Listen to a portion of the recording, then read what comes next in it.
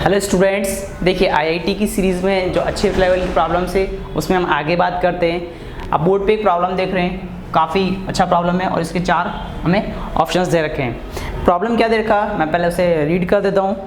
हमें दे रखा है a body of mass small m starting from rest slide down of frictionless inclined surface. ये हमारे पास एक लिफ्ट है, इस लिफ्ट के अंदर एक फ्रिक्शनलेस सरफेस है बेटा, और यहाँ पर स्मॉल m की एक बॉडी है। वो रेस्ट से इनिशियल पोजीशन रेस्ट से यहाँ कर रही है, स्लाइड कर रही है नीचे की तरफ, ठीक है ना। Slide inclined surface of gradient 10 alpha fixed on the floor of a lift accelerating upward with acceleration है। ये जो लिफ्ट है ऊपर की तरफ एक्सेलेरेशन से क्या कर रही है, जा रही है, मूव कर रही है, ठीक है, अपवर्ड डायरेक्शन में।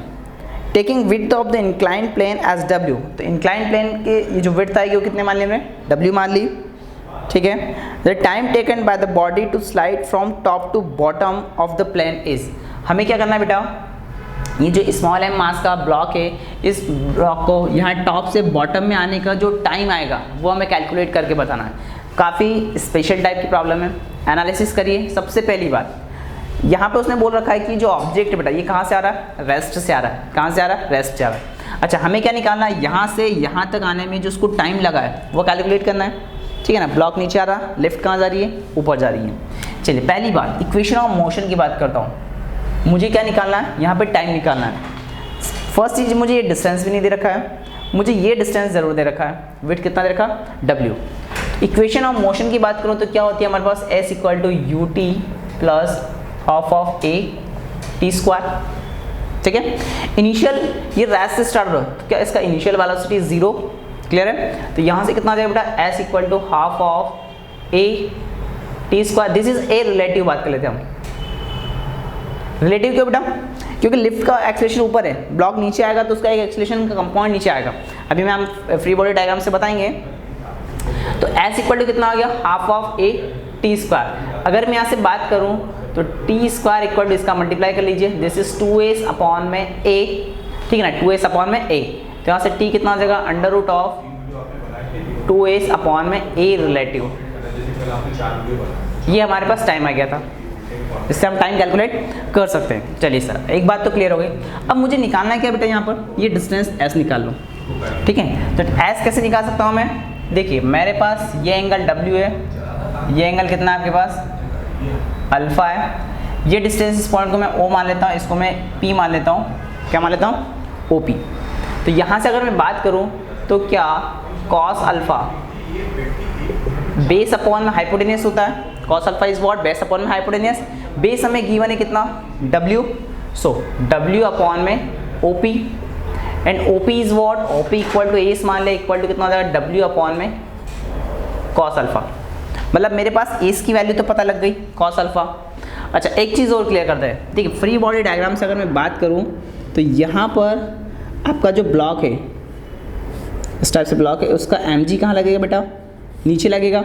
इसका एक कंपोनेंट आपका ये एंगल अगर अल्फा ये, तो इसका ये वाला अल्फा एंगल हो जाएगा, उसकी वजह से ये कंपोनेंट कितना हो जाएगा, mg cos alpha, and downward direction में कितना हो जाएगा बेटा, mg sin अल्फा।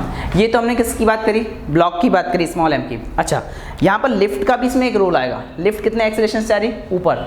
तो ये अगर mg sin अल्फा से नीचे आ रहा है, लिफ्ट कितने से जा रही है आपकी, एक एक्सेलेरेशन से लिफ्ट कहाँ जा रही है आपकी, ऊपर जा रही है, एक्सेलेरेशन से, ठीक है ना। ये आपके पास स्लाइड आ गई। तो अगेन आपका ये जो एंगल्स होगा,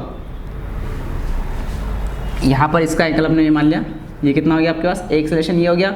अच्छा, यहाँ से आपका ये एंगल अल्फा है, ये 90 माइनस अल्फा, तो क्या आपका ये अगेन अल्फा हो जाएगा, ठीक है ना। अगर ये अल्फा हो जाएगा तो इस ए के हमें कंपोनेंट करने पड़ेंगे, एक ही वाला कंपोनेंट हो जाएगा और एक अलॉन्ग द स्ट्रिंग यहाँ पर एक कंपोनेंट आ जाएगा इसका।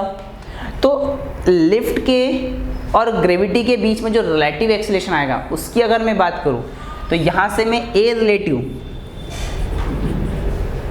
रिलेटिव को मैं ऐसे लिख सकता हूँ कि ग्रेविटी कहाँ लग रही है, नीचे, लिफ्ट कहाँ जा रही है, ऊपर, ठीक है ना। लिफ्ट कहाँ जा रही है, ऊपर जा रही है, लिफ्ट आपके ऊपर की तरफ जा रही है, ग्रेविटी कहाँ लग रही है, नीचे लग रही है। तो इस केस में इन दोनों का जो रिलेटिव एक्सेलेरेशन आएगा लिफ्ट प्रॉब्लम के अकॉर्डिंग, वो कितना आ जाएगा हमारे पास, ए रिलेटिव इक्वल टू क्या, g plus a sine alpha लिख सकता हूँ, g plus a sine alpha लिख सकता हूँ। तो यहाँ से अगर ये ए एक्सेलरेशन से लिफ्ट ऊपर जाती है, ये ब्लॉक नीचे आता है, तो इन दोनों का जो रिलेटिव एक्सेलरेशन है this is what g plus a sine alpha. अब हमें ए रिलेटिव की वैल्यू भी पता लग गई, ए रिलेटिव पता लग गया, ए समय पता लग गया, दोनों वैल्यू को पुट कर दीजिए। तो यहाँ से टी कितना आ जाएगा बेटा, टी इक्वल टू यहाँ से आ जाएगा, ये कितना हो गया एस इक्वल टू, तो 2 इंटू यहाँ रखा डब्ल्यू, नीचे आ गया कितना कॉस अल्फा। ए रिलेटिव कितना आ गया आपके पास, दिस इज जी प्लस ए, और ये आ गया आपके पास कितना साइन अल्फा। चलिए इसको और आगे सॉल्व करना पड़ेगा, क्योंकि हमारे पास ऑप्शंस में कहीं पर भी कॉस नहीं दे रखा है। Sine alpha, sine alpha, sine 2 alpha, sine 2 alpha. अच्छा आप एक देख के एक चीज़ को पता लगा सकते हैं, यहाँ पर एक माइनस आएगा बेटा, नहीं सही है ठीक है। यहाँ पर एक चीज़ हम एनालिसिस कर सकते हैं क्या, कि यहाँ पर जो थर्ड वाला ऑप्शन है जी माइनस ए, वो तो आएगा नहीं, क्योंकि लिफ्ट ऊपर जा रही है, ब्लॉक नीचे आ रहा है, दोनों का रिलेटिव एक्सेलरेशन तो जी प्लस ए हो जाएगा, मतलब सेकंड वाले ऑप्शन को तो हम डायरेक्ट काट सकते हैं, ठीक है। अब बची बात किसकी, फर्स्ट, थर्ड और फोर्थ की। तो देखिए यहाँ पर क्या हो रहा है, कॉस आ रहा है, इस कॉस को हटाने के लिए क्या मैं इस फॉर्मूले को साइन 2 अल्फा में कन्वर्ट कर सकता हूँ, जी बिल्कुल कर सकता हूँ। कैसे, ये आपके पास हो गया 2 ओमेगा, ये आपने लिखा जी प्लस ए, यहाँ पर आपके पास क्या आ गया साइन अल्फा और कॉस अल्फा। क्या यहाँ पर 2 का मल्टीप्लाई और 2 का डिवाइड कर दूँ, अगर मल्टीप्लाई और डिवाइड करूँगा तो 2 साइन अल्फा कॉस अल्फा क्या होता है, साइन 2 अल्फा होता है, और ऊपर कितना हो जाएगा 2 और 2 4 हो जाएगा। तो डियर स्टूडेंट्स यहाँ से हमारे पास आंसर क्या आ जाएगा, यहाँ हम लिख लेते हैं T equal to this is 4 omega, नीचे हो जाएगा G plus A and this is sine 2 alpha. तो यहाँ से आपके पास एक आंसर क्या आ जाएगा 2 omega into omega 4 omega ji plus a sign 2 alpha हो जाएगा। तो हमारा करेक्ट आंसर क्या आ जाएगा बेटा, it is correct answer is third.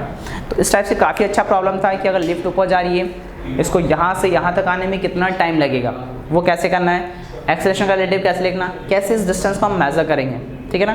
तो इस कॉन्सेप्ट के अंदर एक अच्छा कॉन्सेप्ट आया जिसमें हमें कई बार डिस्प्लेसमेंट भी पूछा जा सकता है, कई बार टाइम भी पूछा सकता है। अगर आपसे डिस्प्लेसमेंट पूछा जाता है डायरेक्ट आपके लिखते OP equal to W upon में cos alpha, this is a W sec alpha, ये भी आपसे पूछते हैं तो आंसर में आ जाता, ठीक है ना। Thank you.